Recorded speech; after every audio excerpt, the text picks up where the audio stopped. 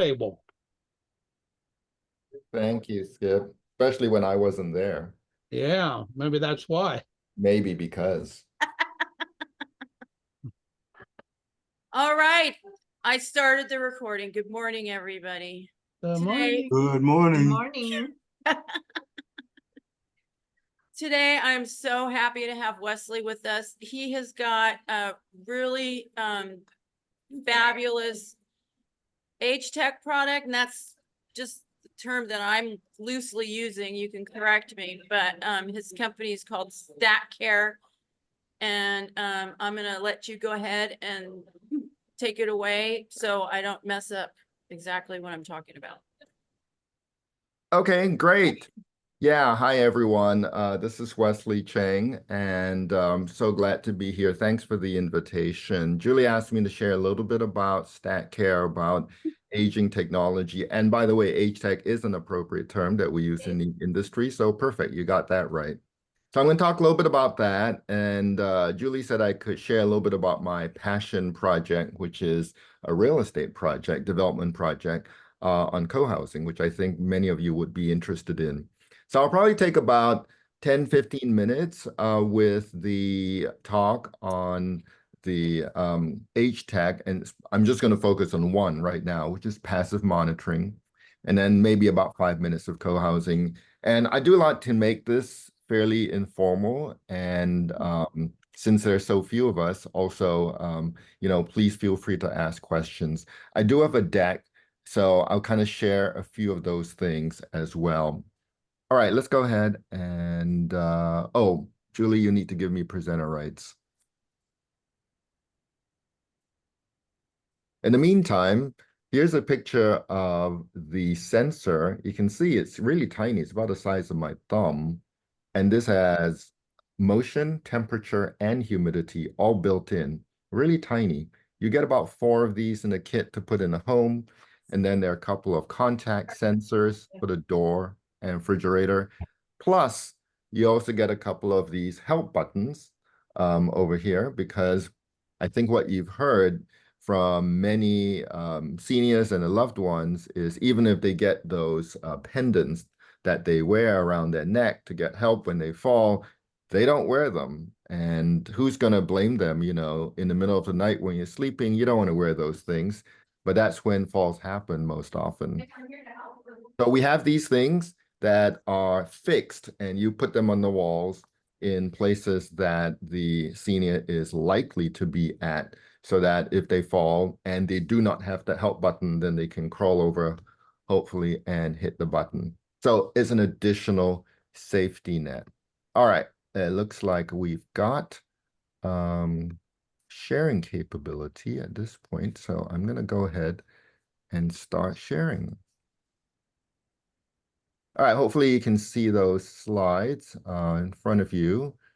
And so the company's called StatCare, and it's basically smart passive monitoring, and it's used in the home. So specifically, Julie asked me to mention about how people can age in place safely. And this is one of the technologies that you can use for that. Okay, let me just go ahead and get to the next slide. So I'm sure all of you working with seniors have heard of these situations. What if you can see if Mrs. Jones is suffering from a UTI before she even knows what's going on? How can you prevent Mr. Lee from laying on the floor for hours after a fall? And can you see the temperatures too high for Mrs. Marin's safety? Or can you see that Mr. Amar isn't sleeping at night or it's not sleeping well? Can you detect the early signs of cognitive decline for Mrs. Roberts? And you can know if Mrs. Roy exits apartment during the night. And we have helped countless families and communities learn about all these issues, even if they have nobody there, because of the sensors that we have. And the definition of UTI? Oh, UTI, urinary tract infection. It is unfortunately quite common among seniors. And the way that, in fact, it's right here. If you go to the bathroom a lot during the night and you don't know about it, then it could be UTI, which can be solved very easily if you see the doctor and get antibiotics. But if you don't know about it, then becomes a real serious issue. And we have actually detected and helped save some folks because we've indicated this before. Thanks, Skip. So anyway, the numbers are pretty alarming in terms of people who've had falls and have not been detected for quite a long time, perhaps over a day, perhaps even multiple days. And if you've not received help within a short amount of time, then the rate for mortality and injury is considerably higher for that.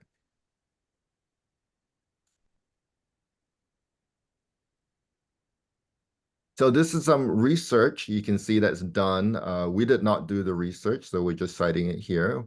But for a community, which also refers to people aging in place, you can boost retention rates by about 5%, raising profits by about 25%, which is huge. So it dramatically increases the client lifetime value. Test. All right, so what is the system? It's what's called a passive monitoring system in the industry. You can see in the picture on the left, you've got a little box, which is called a gateway. It connects to the internet so that it can send all the data to our cloud. And then we use AI to determine if there is a possible issue. And then we'll alert either a monitoring company, a home care agency, or a loved one. And then you can see the 4 sensors, which I showed you earlier up there: motion, temperature, and humidity, the help buttons, and the contact sensors, the little squarish things at the bottom. Why is it important for humidity? I can't quite understand. Okay. So temperature and humidity combine to create what's called a heat index. Quite commonly, if you have like an Apple Watch, for instance, they'll give you what's called a feels like temperature. So today in the Bay Area, it's actually fairly warm, but the humidity is not that high. So it feels pretty much like the temperature in the high 80s. However, if your humidity is high, then the feels like temperature is even higher. And this heat index is actually what determines whether it's safe or not for a senior. If it's too high or too low, it becomes quite dangerous. Go Wouldn't ahead. it be more convenient to just show the heat index when you have to calculate it, with the temperature and humidity? Actually, that's exactly what we do. Thank you, Skip. We show the heat index, the feels like temperature. I'll give you a quick story here. We did a pilot in Japan last year, I think. Oh yeah, last year. And if you've been following, I think one of you is going to Japan soon, so you may get some warm weather there. We don't know. But last year, about this time, it was one of the worst heat waves ever to hit Japan in about 30 years. And what happened was the system in the homes that were installed in the homes of some of these Japanese elderly people, we could detect both the heat as well as the humidity, because at this time it gets pretty humid in Japan as well. And that caused all kinds of alarms to be set off, which the loved ones were not aware of. The other thing that was kind of a funny thing is we used the contact sensors and the room sensors to determine if seniors are getting sufficient water during this heat wave. And the funny thing that was discovered is that there were some who basically didn't drink at all. And it was because we detected that they weren't going to the kitchen or getting any kind of water.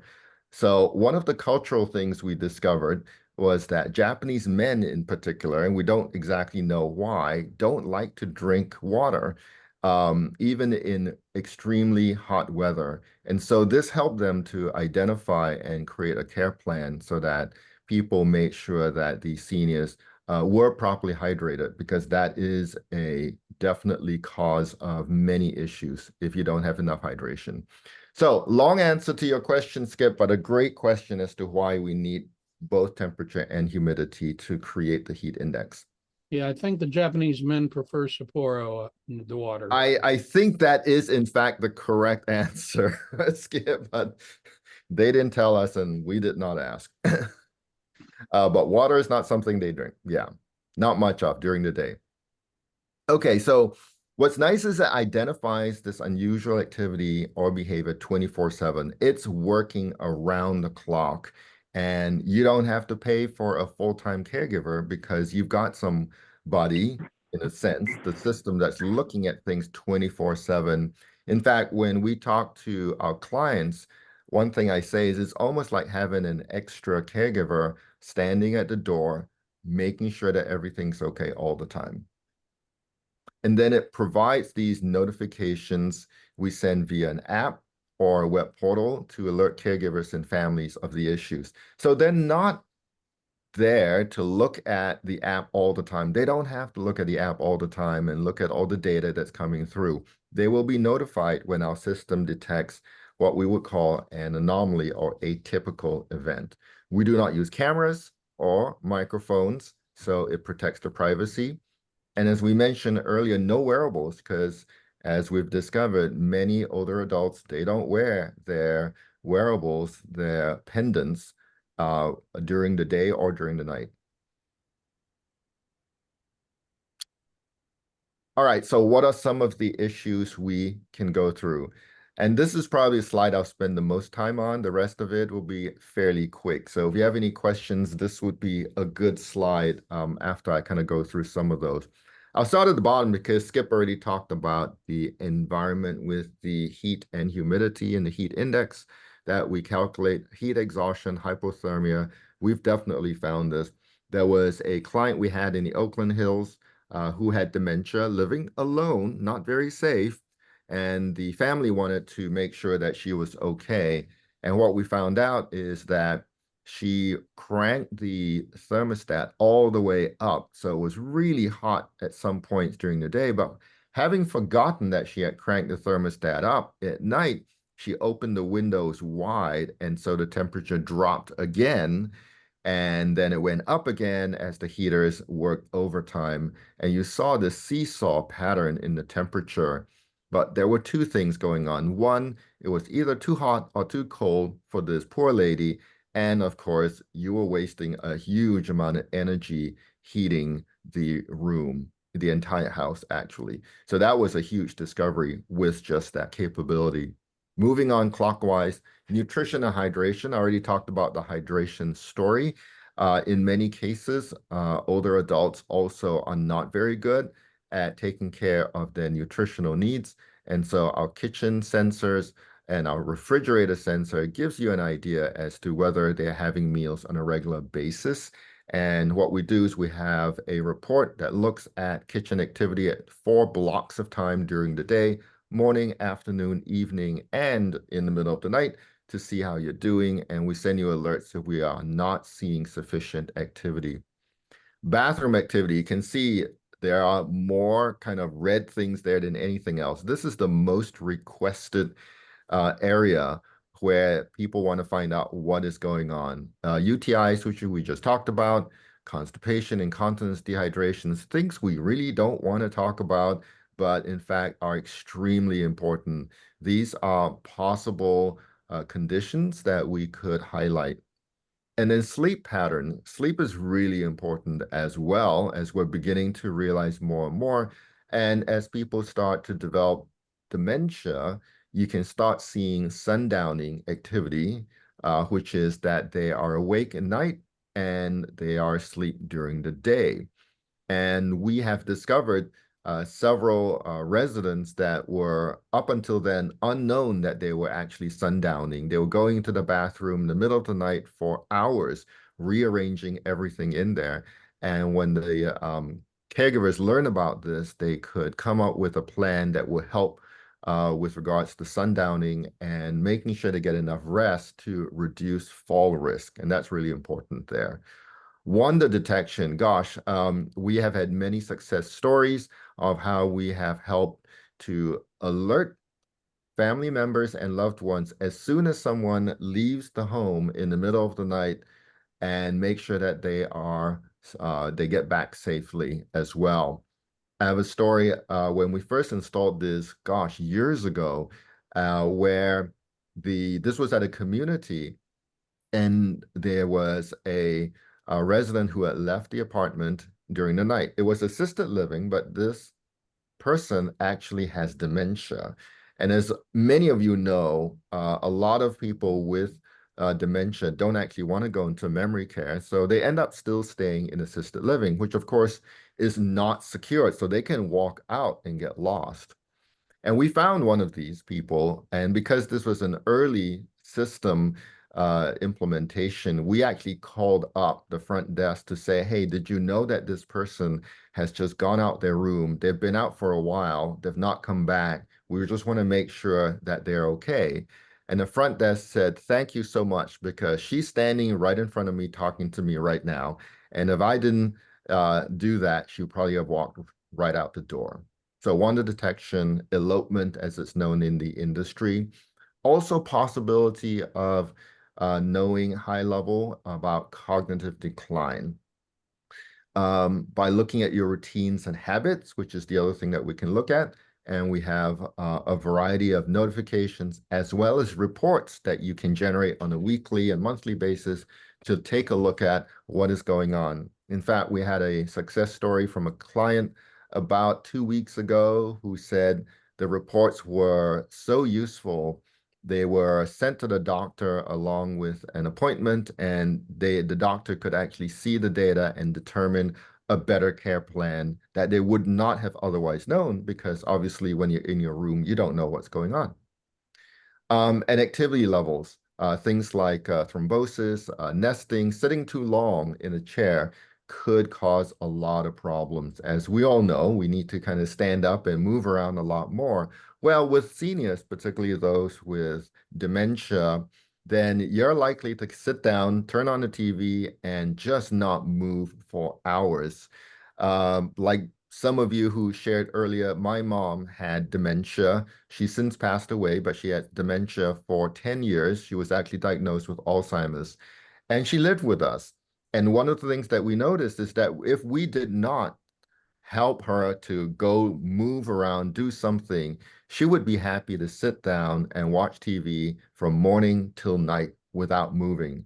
And that just increases a whole bunch of health issues, as well, of course, is increasing, the dementia symptoms as well. And then finally, as I showed you earlier, the help button is something that you can press, and it would immediately send a notification to the phones of the loved ones. In fact, we have actually had to go through both Apple and Google to get our app certified, so that we can provide this emergency, what's called breakthrough. So in other words, I'll give you an example. If your loved one presses the help button and nobody responds because your phone is in sleep mode because it's in the middle of the night, guess what? If you have the StatCare app, it will break through that sleep mode and it will call you anyway. And we had to get special permission in order to do that. Only certain types of apps and companies are allowed to do that. And it's been very helpful because you can find the problem as early as possible. Okay, I'm going to pause right there because this is as much as I wanted to cover with this particular deck. Any questions? How much Please. does this cost? Thank you, Skip. So the retail price is $95 a month. It's considered a lease. It comes with all the equipment. The equipment itself, it costs a few $100s right there. So $95 a month. But if you know of a person, if you work with an agency, either a home care agency or yourself, if you think you're going to refer a bunch, we have a special program that will give a much higher discount. And you just have to contact me and I can give you a discount code for that. So you give senior discounts then too? No, we don't currently give senior discounts. It's fairly easy to get contact me and I'll give you a discount code. Absolutely. Do I get a discount if I'm not a senior? Yeah. Actually, the answer is yes, if you join our referral program. Yeah. There's always a This catch. is good to know. So do you also utilize like the Nest thermostats and Ring technology to like what are you using proprietary devices to actually monitor the refrigerator stuff? Or are you working with LG? This is very interesting. I'd like to know a little bit more about the technology being utilized. Yeah, absolutely. Let me just touch on a little bit about the technology. And we use what's called standard Zigbee devices. Okay. So all these use Like, Zigbee. is that your standard home kit kind of thing? Yeah. Though Zigbee is an IEEE standard, okay? Uh-huh. So it's not proprietary in that sense, although we have integrated all of it in a kit using our own software. So that is our proprietary software per se, but the devices themselves are pretty standard. We actually don't make the devices, and different partners have requested us to integrate different sensors. In fact, we have a brand new capability. We've just integrated a fall sensor. So in real time, you can detect a fall very accurately. So we're always integrating new sensors, but they use essentially the IEEE standard, which is called Zigbee. Yeah. We Well, also thank have you an for that. LTE version for older adults. Many of them, may not have internet in the home, right? So how do you connect the gateway to the internet if you don't have Wi-Fi? And we have a version that uses LTE. That costs a little bit more, obviously, because then we have to pay T-Mobile, we have to pay all these other vendors for the data plan. Go ahead, other questions, please. I just see a co-branding opportunity here. So, because you could, for us, especially as SRES, and if we connected with StatCare, we could have special SRES pricing to our clients for StatCare through our affiliate relationship. Is that kind of what you're angling for? I can make that happen, absolutely. I can That's definitely a make that happen. marketing idea. Ding, ding, ding, ding. Yeah. So StatCare has already, so we don't focus on business to consumer. That's why you don't see ads on TV and papers and stuff like that. Ours is business to business. And so partnerships with SRES would be great. We focus very much on partnerships. We are integrated into various solutions that are being sold right now to the market. And so you may not even see StatCare on the branding. You may see something completely different. So we're working with some fairly large companies to do that as well. But you can work with us directly and License the technology. yeah, absolutely. Yeah. You might And we- consider working with CSA too. They'd be Yes, absolutely. Yes. Actually, we had worked with someone who actually, Skip, I think you introduced me to him some time ago with regards to that. So yes, absolutely. We would be very happy to partner with CSA or any of those organizations that can help as many people as possible. Okay, I think there were some other questions and I have one, Wesley. yeah, go ahead. Yeah. By the way, I am going to Japan. My husband is from Japan and he just booked a 30-year anniversary trip, and he just walked in my home office and I said, I'm so thankful you drink water, because he drinks a ton of water. And Then he can although tell you, why elderly Japanese men don't drink water. But this was told to me by our Japanese partner, so I don't know. Oh, yes. And speaking of which, so how many countries are you in? So right now we are in 4. So US, of course, we're based here. So US is where we have most of the clients. And then we have a StatCare UK. It's not the subsidiary, it's actually a wholly owned company that licenses our brand and our technology. So the UK, and we're actually doing some work with the National Healthcare Organization, which is going to be huge. Working with Europe as well. I don't think those partnerships are public, so I can't tell you which countries they're in, but they're in Western Europe. And then Japan. We're working right now with Japan as well. You ought to hit up Canada. Oh yeah, no, we absolutely should. In fact, our first Canada. okay, so I know we're being recorded, but I kind of think of Canada as the same as the US. So sorry to those Canadians who are listening to the recording, but our very first pilot was actually done in Canada, and in fact, these devices are made in Canada. So yes, we love Canada, we love Canadians. We have SRES in Canada too. Well, Okay, they have SRES. So, um, sorry, other one more questions? question. So regarding the referral discount, what is the discount itself and what do you need to do to qualify for that? How many? Yeah, so I would have you actually, Julie, maybe if you can coordinate people who are interested, contact Julie. Let me create one for SRES. I think that's a brilliant idea. Let me just create a special discount for all SRES members. And then when you place the order on the website, all you need to do is punch in the discount code and you automatically get it. Brilliant. Yeah, Yeah. thank you, Julie. And then what is the discount? So instead of I'm assuming that you buy the equipment like everyone else, but the discount is in the monthly or is the in the equipment? Actually, that's a very good question. So it's a lease model. Okay, so you actually don't buy the equipment, you actually lease it. And it's monthly every month. And part of the reason we actually, years ago when we started this, we had both buy the equipment and then there's a monthly. And we found that a lot of people didn't want to buy the equipment because they didn't know how long they needed it.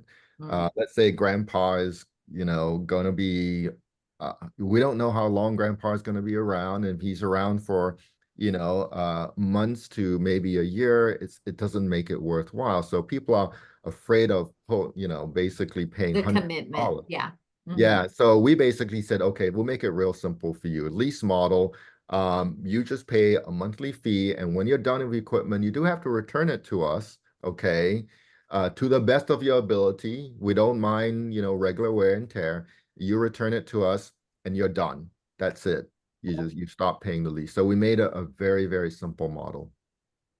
And It there's Okay, reminds so me of- basically is there a lease sign-up fee? It's just the monthly? no, you have nothing to sign. Oh, okay. No minimum commitment. We are the Okay. easiest company to work with. Okay. There's no So like then 1 year what, commitment, nothing. yeah.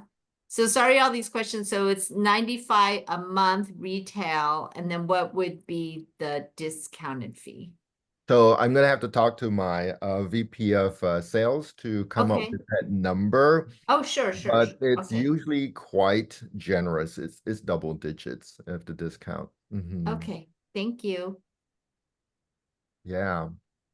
It reminds me of AT&T. You have to send like your boxes back, router boxes and things. That's exactly the same model we use. Yeah. The AT&T model. The reason I didn't use that is, a lot of people not real happy if AT&T or Comcast. No. So I don't use that, but in fact, it is the same exact model. Yeah. Gonna be trying to referral. Well, we have to create one and then I'll let you know. I have a question, Wesley. Yeah, yes. So for those of us who are technologically challenged, how does this get installed? Oh my gosh, And thank you. also, can the consumer monitor the system, or is it only monitored by StatCare? Okay, great. Oh, thank you so much for asking that question. So first question about installation. Okay, anybody can install this if you know how to use a smartphone. So there's an app that you download, and then it literally walks you through step by step with videos on how to install it. So we designed it so that any consumer can install this. So it's self-install. And in fact, the way that you pop these sensors up in the wall is we include command strips that you just put there, pop on the wall, doesn't damage the wall when you need to remove them after you're done with the equipment. So it's really simple. We've been doing this for a long time and refined it so that it's been really easy for anyone to install it. So everything is done on the app. If you have installed a Ring device, somebody earlier mentioned about Ring. If you've installed a Ring device or any one of these kind of newish devices, smart devices, it's the same. In fact, it's probably even easier because we give you a lot of guidance and hand-holding. And of course, you can always call us and email to us, and we'll actually get on the phone and walk you through that process. So that's the installation. We make it really, really easy for you, and we've got great support for that. What was the second question? I forgot. If we can monitor as a consumer, if we can monitor, or is it stat care? Okay. Absolutely. Yeah, yeah. In fact, let me just kind of forward through and just show you um, some of the things you can see. So this is the web version. The consumer doesn't get to see the web. This is really more enterprise, right? But you can see the sleep, you can see bathroom visits, temperature, motion activity. You can get a whole bunch of notifications. This is what the consumer sees. This is, in fact, the mobile app, okay? So it works on iOS and Android both. I think it doesn't have something here that I'm looking for. Okay, it doesn't have all the different notifications, but essentially the notifications are based on kind of the red text over there.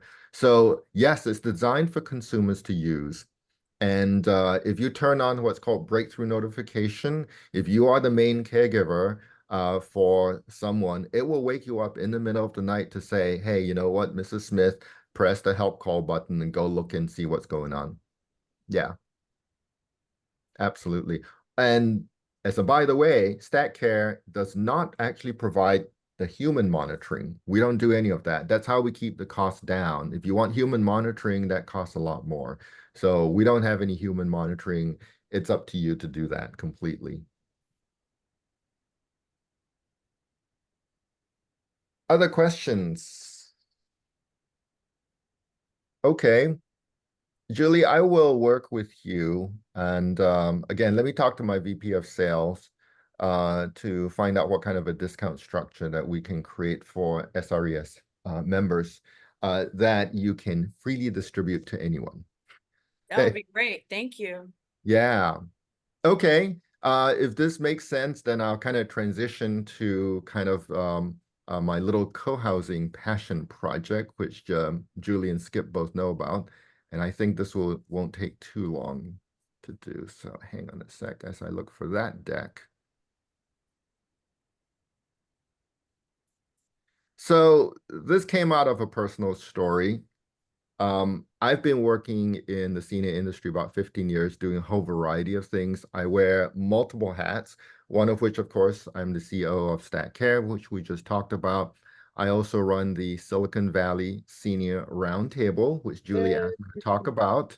And Skip was one of the early, I believe you're one of the early founders of the I don't roundtable. know. I don't go back that far, but I was early though. It's been maybe 20 years or so when I started. Yeah, when I first started going to the senior roundtable, Skip was one of the guys that was there. Yeah, it was great. So that's how long I've known Skip, a long time. I was And actually getting the speakers for the senior roundtables back, before you. So yeah. yeah, absolutely. Well, we appreciate you doing that. And then I took over during the pandemic in 2020 and continued to run it with a team of us. And um, it's a very informal model. There are 5 chapters today: San Francisco, San Mateo County, Santa Clara, which we call Silicon Valley. That's the one I run. And the reason is there used to be a South County down in Gilroy, but that's kind of been folded up into the Santa Clara. So we kind of call the whole thing Silicon Valley. There's a brand new East Bay that restarted. It kind of shut down during the pandemic and it's now been restarted with some new leadership. And there's a Monterey Bay one as well. So it's really kind of centered around the San Francisco Bay Area. There are various kinds of other organizations across the US which look a lot like the roundtable kind of, senior industry networking type organizations. And we have no affiliation with any of those, but anyone can kind of pull them together. We have a website. Sorry. Yes, we have a website, and I put it in the chat box. So hopefully those of you can access that. It's a little long. That's why I didn't want to just say it, but it's Luma/SVSRT calendar. So look in the chat box, register, and Not then you get there. all the emails. It's Yes, not there yet. You got to put it in. it's in there. Do you see it in the chat? I'm looking at chat right now. We only have 3 items. Oh, okay. Technology, yeah. I'll make sure it's in there again. I'll make sure it's in there again, Skip. Thank you. And then You the put other it, thing, he put it in at 2:37. Maybe that was before Skip came in. that was before Skip came in. Yes, I put it in fairly early. Thank you. Okay. Yeah, if you're tardy, you miss a lot, Skip. That's right, Skip. When you're late, you miss Hey, I out. was on another SRES call. I jumped off early for you. Yeah, yeah. I'll copy and That's paste before we end the call. I'll copy and paste and put it in again so that everyone has access to it. But there's also a LinkedIn group that's been created for a long time that kind of is available to all the senior roundtable groups across the Bay Area. Has, I think, over 2,000 members. So it's a great place to get in there. As well. I'm the moderator. So when you join, I have to kind of, when you post anything, I have to approve it. And for the most part, as long as it's of general interest and it's not just a typical commercial pitch, I will approve it. So definitely do that. I think Skip has put some things up there. I always approve everything that Skip puts up there. I've put mainly the SRES classes. So Absolutely. Absolutely. Yeah. thanks for posting them. Okay, so let me talk a little bit about this, which is kind of my passion project, which is on co-housing. And it all started because of my experience in the senior industry, taking care of my mom, taking care of essentially a whole bunch of seniors as well, and came to the realization that we've all known for a long time is it takes a village. I think some of you have shared before that it is not easy either taking care of young ones raising a family or those who are older. And, how do you give rides? How do you get socialization? There's a lot of isolation among older adults, particularly during the pandemic. That was real obvious. How do you get meals to them? And then for me personally, how do I stay healthy? How do I do things together? And it really does require a village. And the idea behind what we did is to say, hey, look, what can we do to live together, kind of like a condo where you kind of share a lot of things, but you still have your own private home. Okay. And co-housing was a concept that started in Denmark about 50 years ago. It's not new. When I first came up with this idea, I thought it was unique and I was going to create my own little unique thing.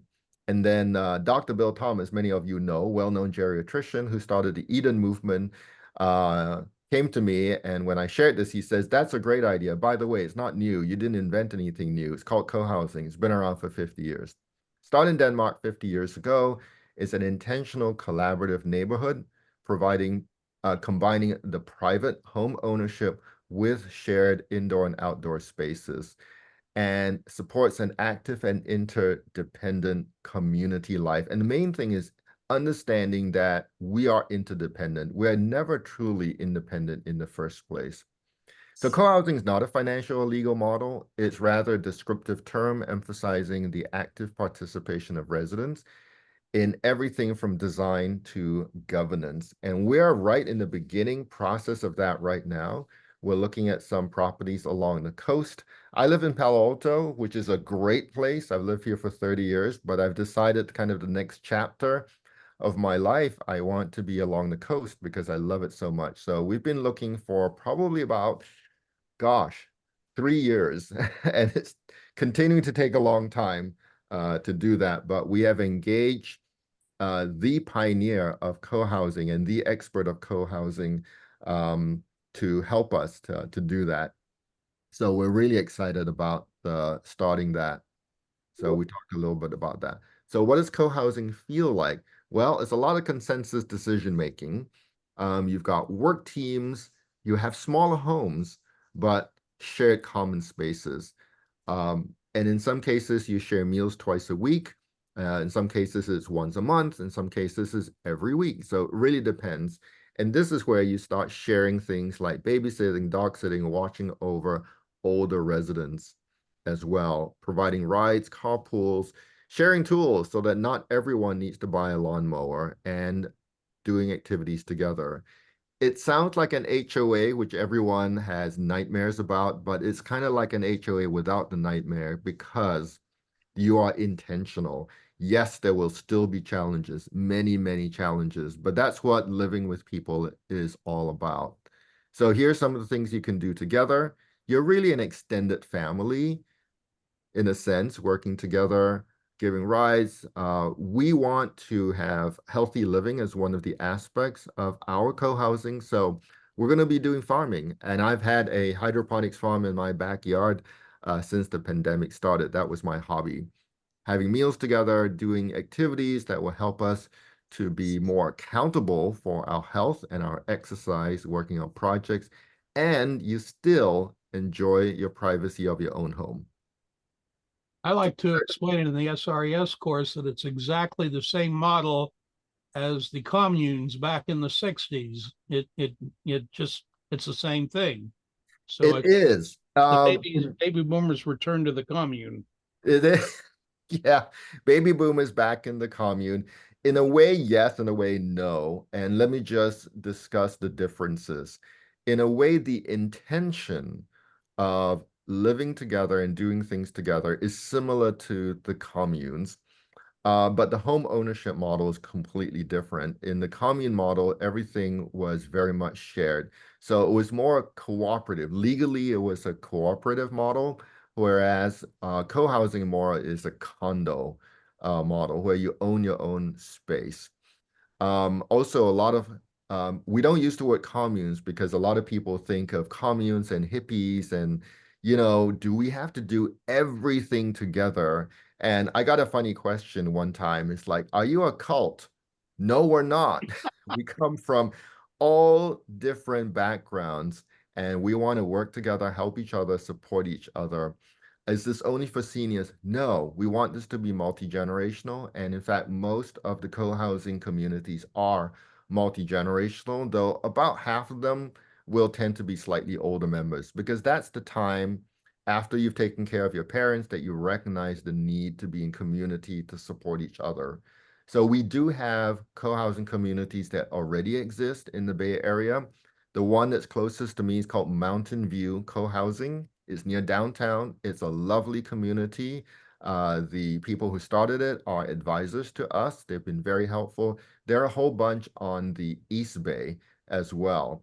And there's a brand new one that's starting to build in Fremont. So they'll probably be ready to move in probably about 3 to 4 years. It's called Mission Peak Co-housing, or Mission Peak Village rather. Oh. There are a couple in San Francisco, and there are a few in the Santa Cruz area. There are none in kind of the Pacifica Half Moon Bay area, and that's where we're looking at right now. So join us, or if you're just interested, there's that email, coastsitecohousing@gmail.com. Questions? I'm going to stop sharing about co-housing, whether I it's just wanted for to point you out or that there are many of them across the country, but there are different models, and some of them have rentals as well as home ownership in them too. So they're not all just homeowners. That is absolutely correct. You're absolutely right. Thank you for sharing that, Skip. In fact, the ones in I think the Berkeley area was specifically designed so that about 2/3 was privately owned and about a third was rentals. And this would help particularly those who, can't come up with the down payment to pay on the whole thing. So more affordable housing. So co-housing, communities tend to be fairly diverse, which I think is a wonderful thing. And that's one of the reasons rentals are part of the model. In our case, I think we're going to have a much smaller number of rentals, not quite a quarter. Mm-hmm. Also, there's special groups that will sponsor co-housing. For instance, in Sacramento, there's one that is for the Course of Miracles members, and you can find different co-housing projects all around the country that support different um, special interests like that. Absolutely. Yeah. There are a lot of different, there's a Jewish one that has just started up in the East Bay as well. And there are about 300 formal co-housing communities across the US. And there are a lot of others that are maybe more informal. The magic number they found over the decades for the number of units is about 24 to 30. So it's fairly small, okay? And the main reason is governance. If it's too big and it becomes a regular HOA and everyone complains about everybody else, that's human nature, okay? If it's too small, then as you get older or you need more help, then it's the few people who have to do everything. So what we found is that about 24 to about 30 is the magic number. So we're aiming for that number. I had a question. Yes. Wesley, what is the down payment requirement and the price of a unit? And how do you finance all that? Yeah, so it's exactly like a condo. Okay. The actual legal structure will look exactly like a condo. So there's no difference. Now, because we're looking at the coast, it's not going to be cheap, Yeah. unfortunately. So in the Bay Area, I'm guessing the starting price could be even close to $1 million by the time all is said and done. So we're looking probably about 6-7 years before we have move-in. And so in that time, market rate will probably be around 1.5 million for about a 2-bedroom. So they're not going to be cheap, but they're going to be market rate.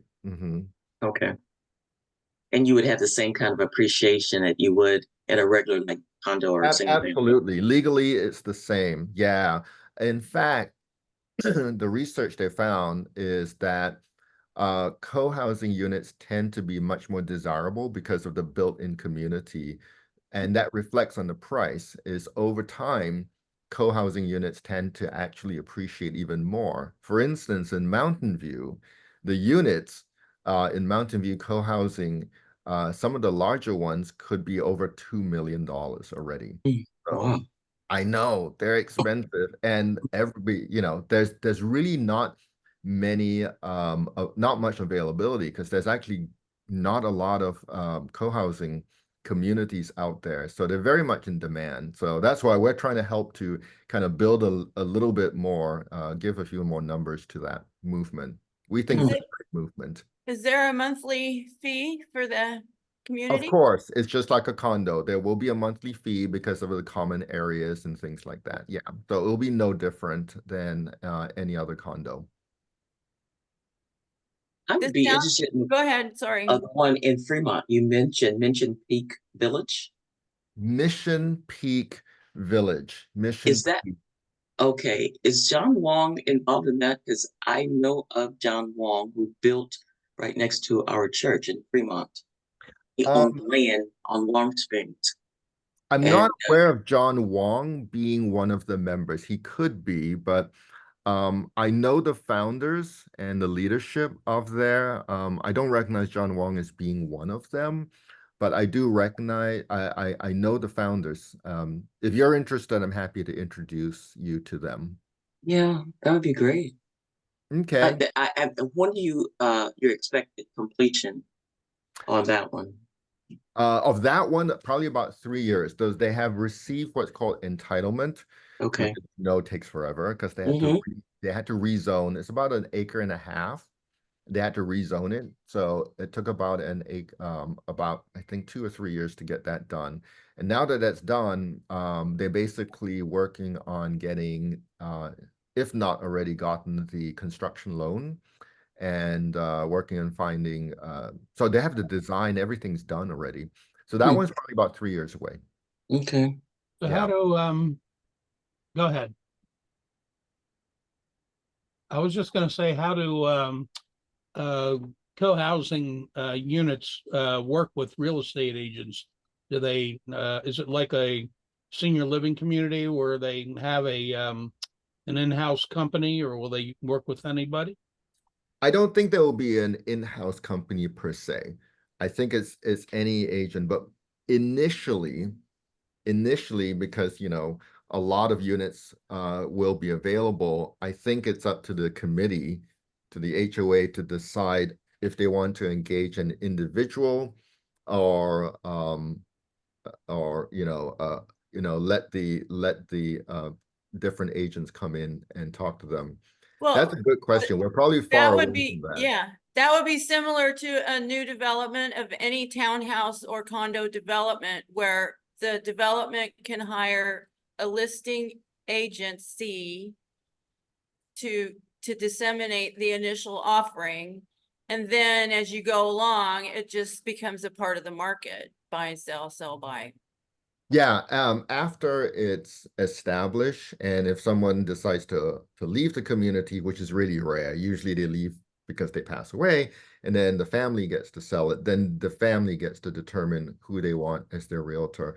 What's a bit different, though, just to modify what Julie said, is because co-housing is essentially a resident-led development, that by the time the units are available, most of the units are already spoken for, because the co-housing members who've been, basically putting in the money get it at cost.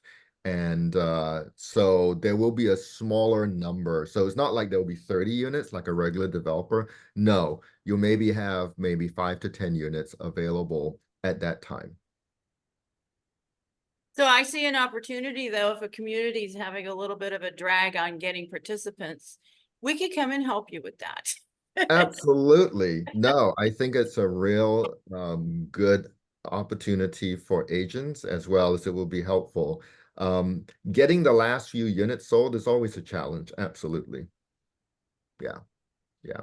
But we're looking for people right now who want to join. We are seriously in discussions with an owner of a parcel in Pacifica. It does not have ocean views, but it's got a creek running across it. Absolutely gorgeous. And views of the mountain. And if you don't know Pacifica, most people avoid Pacifica because they think it's cold and foggy all the time. But what they don't know is there's a part of Pacifica that feels very much like Silicon Valley in terms of the weather. It's much warmer, it's much sunnier, yet it doesn't have the heat waves that we have in the valley here. So it's one of the best kept secrets, and we have our eyes on a little parcel over there. So if you know anyone interested, let me know. We should take that out of the recording then to keep it secret. Well, people just don't know about it. They've kind of not considered this part of Pacifica. But if you actually go and do a search on best kept secrets in Pacifica, you realize that there's this region that is far sunnier and warmer than the rest of Pacifica. The northern part of Pacifica is always foggy and cold. We would not want to, you don't want to live there. But the southern part, particularly this part, which goes all the way into what's called the box canyons, it's truly lovely, and it's got these views of the mountains as well. Amazing, amazing. So when if we get closer to that and we have it in contract, I'd love to come back and give you a quick update if anyone's interested. No, we couldn't do that. Well, so I've already been talking it up a storm, and just with the little bit of that I've learned so far. So, and I love learning this whole concept, and then taking it, because some of us are into development and syndications and new developments and developing, or we work with developers that are in emerging markets. So this is a plan that can be duplicated and then customized for different areas. So, and it is a good point that it can be for seniors, senior living, but multi-generational is actually, I think the longevity of that is what it makes it more sustainable for a long-term thing. Yeah. Right? Yeah, definitely. I think one of the things Mountain View Co-housing has found that when they started, and they've been there for about 6 years, 7 years now, is that most of the people who moved in are older, which was great for the first few years. And then people started getting older and needing more help. And they realized that there weren't enough younger people to kind of help support the community. So you really need a range of people. They don't have to be, super young. They don't have to be like statistically, equally distributed, range of people. But you definitely want to have different age groups in there. Definitely. It's a little village, which is what it Yeah, is. it's a So village. it's a lot of fun. I really look forward to that. I am the village idiot of my street. I go out for the last 20 years doing the block parties, bringing cookies to new people. That's kind of what we enjoy doing. So I really look forward to that with an intentional community where everybody wants to help each other. I really like it. In fact, our church was approved for a LISC, Local Initiative Supported Corporation, Okay. and their class is going to start November. But most of the unit, and I know about the long wait for entitlements, but emphasis I think is going to be for seniors, but it'll be affordable. I think it's going to be rental. But I like the idea of because if it's affordable, they have to be able to pay the rent and so forth. But I like the idea of what you're speaking of because some of the members of this church have real estate and they could own their own unit, but yet need the help and downsize into something that's more comfortable for them to manage themselves. And at some point where they can't, they have the community in order to work with them so they can stay independent, live in their own home. Because I don't think rentals are for everybody. But Yes. but I like this idea. So I would be very interested in an intro to this one for Fremont, the one in Fremont, Mission Creek Village. Okay. Yeah, if I can get your information, that would be Well, I great. could plug that into, I could get that information and I'll put it in the bulletin and then everybody can have it. Yeah. So for now, actually that email that I had up there, cohousing@gmail, you can always send any inquiries to there. I get it. And our marketing person gets it, and then I can refer you to various people. One of the things I love about co-housing communities, they're very collaborative. They want to help everybody because we think this is a great movement. And it really, if you think about it, it harkens back to the beginning of time when people had to get together for That's survival. right. That's right. That's what we're doing, right? It's Right. so hard these days. We really need to get together and help each other. And this is really a Right. formal way of structuring it of what we've known for many years. Yeah. I've been preaching that to my database about generational living with the Yeah. mom, the grandma, the kids, and stuff like that, and helping one another and having their own unit, getting their land, building themselves, and one thing or another. But these are all Yes. relatives, and I hope they all like each other so they Yes, can live yes. together and share expenses and pass it on the generational wealth. So yeah, I'm That there. is I'm with you. absolutely right. We have some folks I know who are doing that right now. Mm-hmm. In fact, that was my wife's original vision when we started thinking about this about 6 years ago, was to do it with our kids. We've got 2 grown kids. And they quite clearly told us, no, we're not living with you, not even on the same piece of land. And we really want to grant them the freedom to go wherever they want to go. And, we basically said, well, what are we going to do? That's when we said, I think we need other people who are like-minded that want to do. That's how we started this. Great. I don't see your information. I'm looking through all of them. Oh, okay. I'm just going to put it, you know what? I'm just going to put if you don't mind, I'll put my televisit email because I own that one. Julie, don't you have it in the bulletin? Yes, it's in the bulletin. Yeah, so I have several emails. I haven't even talked about my Mickelin. television nonprofit, but there you go. Mickelin, I'm sorry to interrupt, but it's all right here. Right Yeah. here. Okay. Got it. That's And us. it's Wesley Cheng at Tell Visit. It's W Cheng. It's just W Cheng at televisit.org. That's my nonprofit. That's Great. gonna be your next subject when you come back then. Yeah, Absolutely. I'd love, yeah. yeah, we haven't had Yeah. time today, but I'd love to talk about my nonprofit. I've been working in that for 13 years, and it's helping a lot of older adults. Great. Yeah, go ahead, Wesley. Lynn, sorry. Oh, no, I just had a quick question for Wesley. Yeah, as you talked about the co-housing, I really can see my father wanting to be in something like that versus a senior community.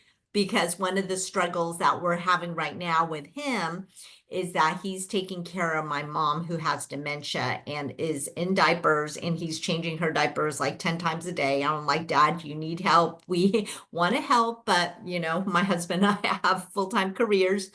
The reason, and we've took him on a tour of all these communities, and he's like, I know it would be good for Mom, but I don't want to go in and see a bunch of old people, and I don't want to leave her there by herself, because I don't know if they're going to care for her the way that he thinks he can care for her. So I think this co-housing is very interesting. And so I sent an email to is it the co-housing or co-site co-housing at Yeah, gmail.com? absolutely. Yeah. Yeah.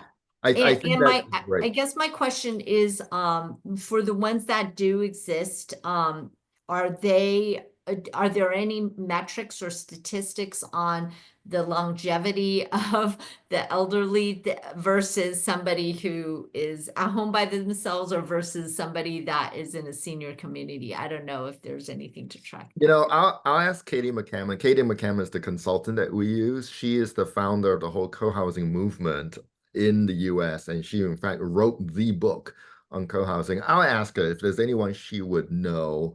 I have not seen any, but our goal for ourselves personally in co-housing is to live better, longer, healthier lives, better health span, essentially, right? Not just longevity in terms of pure number of years, but healthier years as well. And that's where I think community really helps. We used to say, the best way to get exercise is if a friend comes to the door and drags you out and says, we're going to go running, biking, swimming, whatever it is. And this is what a community does. It helps you with that accountability to do things together. Yeah, Skip. Yeah. Shut up.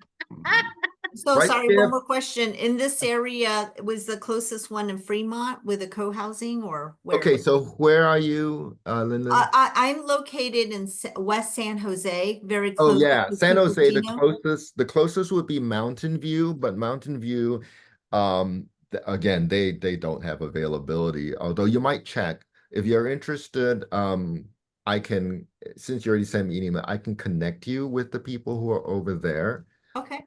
Dave and Susie, they're wonderful people. They're the founders. And then I can also connect you with Mission Peak. That one's not ready yet. Probably another 3 years before they're ready to move in. Those are the two closest formal co-housing. But there are other, and Skip can probably tell you more about NORCs, naturally occurring retirement communities. There are a whole bunch of them. There's a bunch in San Francisco, but there are a bunch around here as well. So I just thought of someplace, Lynn, do you know about the forum in Cupertino? Yes, that was one of the places we brought them. Is that also co-housing? No. It's not co-housing, but you can own its real estate and they have services. Yeah, I think the point is my dad doesn't want to see a bunch of old people. So the Yeah. co-housing is like appealing because there's various ages. So he doesn't want to be reminded that he's in his 80s but I understand. My mother said the same thing. She said, never put me in one of those old folks' homes. I don't want to see Warehouse. old people all the time. So yeah, she drove us crazy in our house. Yeah. Do you have a waiting list yet, Wesley? There's no waiting list. Just join up. We've got an email distribution list of probably about 70 people and an interest list of probably over 100. So we're still fairly early in terms of co-site co-housing. So just tell me and I'll just put you on the email list and we'll just give you updates. Again, we're fairly early in the process, but our focus now is to identify the land and to gather enough investors so we can actually purchase the land. So that's our focus right now. So no, not really a waiting list. But once we get the land and you know, once we get the entitlement, there will be probably a mad rush for the units. No I already doubt. have a really good friend of mine who said, I'm going to be fighting you for the ones with the best view. I'm like, yeah, good luck. So Wesley, do you guys have like a P&L sheet and stuff with regards to the plan?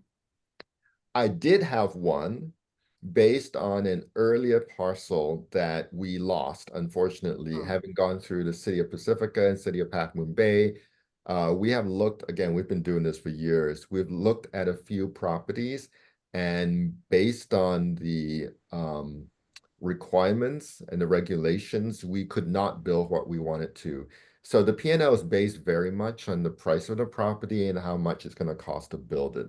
And so I had an old one, which you're welcome to look at, but it's not relevant because until we actually locate the right property and get a price for that one, I can't give you an updated one. Right. So just on a real estate portion. So once you get identify something else, because my business partner is very well connected to a lot of investors. So we would be interested to understand, you know, what type of, you know, ROI they might get into it. Yeah.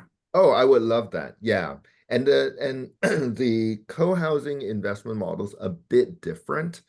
They're kind of two ways investors, and I'm investor obviously into this as well. But there are two ways. One is the land itself, and then the other one is the development. So we kind of split it into two LLCs. We've already formed a land LLC because we thought we were going to buy one, but now we lost that one. We're going to get another one, but we have that one set up. So we already have a small number of investors in that one. We'll continue to collect names. That one's based on a very simple model. Essentially, you're a bank. You're just holding the land, and we're offering 7% per annum for that one, which is very generous because if you look at other similar properties, they offer less than 6%. And then the second one, the LLC, which is for the residents and any investors that want to come in, that's more based on a more typical ROI model. Got it. Okay. Thank you. Yeah, that's definitely, let's connect. I'd love to talk to you more about kind of the investors. We obviously need to talk to more investors about what we think is a very, very innovative housing model. Okay. Awesome. All right. Thank you so much for your time. I really appreciate it. Thank you so much. Great. We got another couple of meetings to follow up with, so I'm so excited. All right. Anybody have any more questions? Well, can we talk about the next couple weeks' meetings? Yeah, so let's say thank you so much to Wesley. I'm going to take off. Thank Yeah, you. and Thank you. really appreciate it. All right. We'll see you soon. Thank you so much. See ya. Thank you. Thank you, Wesley. Okay, Skip. Yeah, go ahead. The bulletin that Julie sent out yesterday is incorrect. The next week meeting is going to be who's that again? So in the bulletin, I have Aaron scheduled for next week, but we had a conflict, and so we're going to have a different guest next week, which I have yet to confirm. So I'll have all that information out of and available for everybody, and then the following week will be Aaron, and And as if I could talk a little about that, which is October 8th. Aaron is a financial planner, an attorney, an accountant, and a whole bunch of other alphabet soup letters. But I invited him to participate in this because if you recall last week when we had Annalee in there, we had a lot of discussion about financial planners. some people didn't understand quite what they do. Some had misconceptions about what they do, etc. So I thought this would be a good opportunity to have a real live financial planner talk about who they are, what they do, and etc. And I'm hoping that you guys are going to be participating in this with us, and Julie's going to have a request to send in questions that we can submit to him, and I put my email address in there that you can send the questions to. But this should be a really milestone presentation for us, and I think it's going to be really insightful for a lot of you that really want to understand more about what a financial planner does. So that'll be October 8th, and hope you all come back for that. Yeah, so for those of us who haven't really interacted a lot with certified financial planners, this is a really good opportunity to learn about how to work with them as SRES. Last week, I did send out the link to the recording for the meeting last week, so you can kind of refresh your memory on how we had that conversation with Anna Lee. And she works specifically with certified financial planners and other financial planners directly to create an opportunity for those financial planners to learn about how to interact with their clients on the aging plan and how it connects to the estate plan, which also connects to our real estate plan. So that's how we're connected. So if you have any questions, review that video, come up with some more questions, and then we'll have Aaron on the 8th. So any questions? Good. All right, everybody. That was a lot today. And we're going to have more. So next week, okay, so who I don't have confirmed yet, though, since we got to move Aaron to the 8th. Next week, I've got Warren Wettenstein, I think.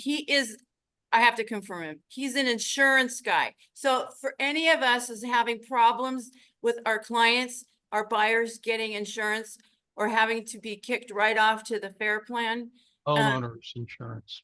Yeah, homeowners insurance. But he's a broker. So he does everything. So, and he works magic. So he's who I have slated for next week. I just have to get him confirmed. Anybody else have any questions? Anything they want to share?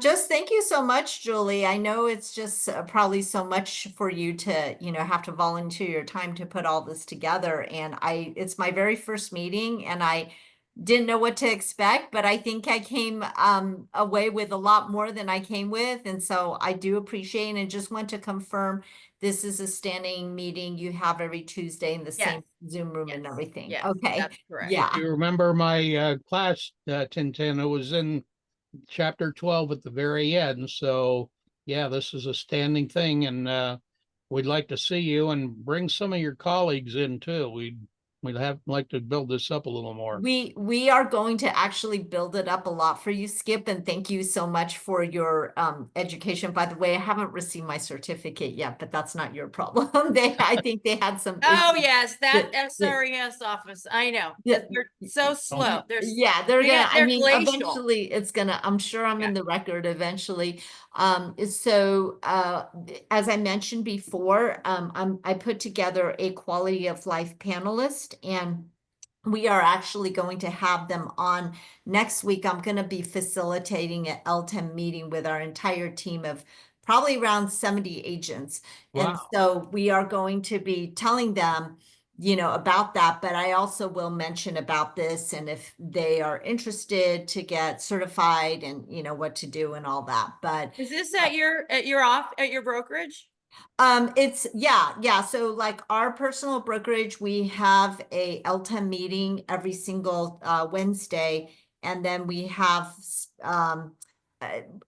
different people come in like this, to talk about whatever their specialty is.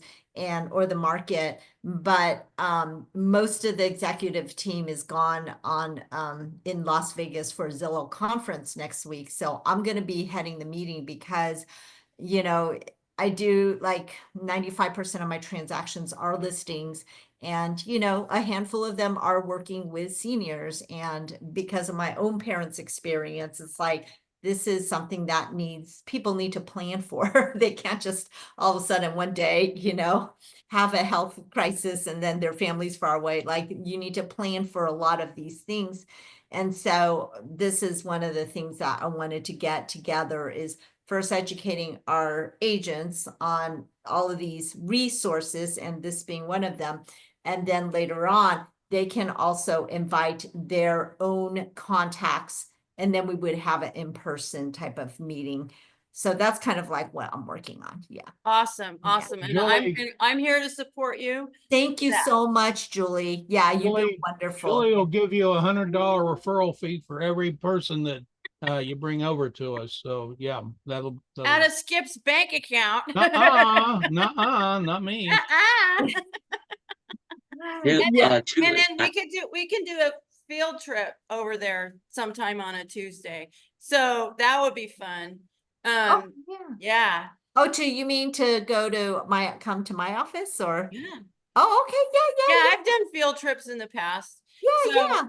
That's what I call them. Just go out and visit it. Because we're multi-brokerage. We're just, you know, Score and Silvar and Samcar basically is all of our, but besides the SRES, that's just for us in the local area. Right. Are you in Score or Silvar, Julie? Score.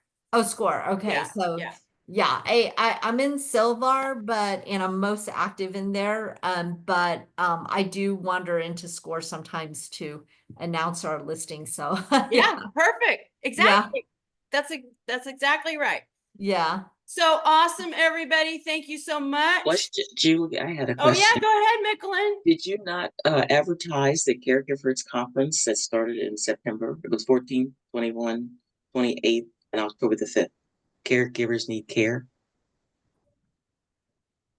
I'm not aware of that. I'll send it Yes, to you are. Yeah, it was. I am. Put out in an email.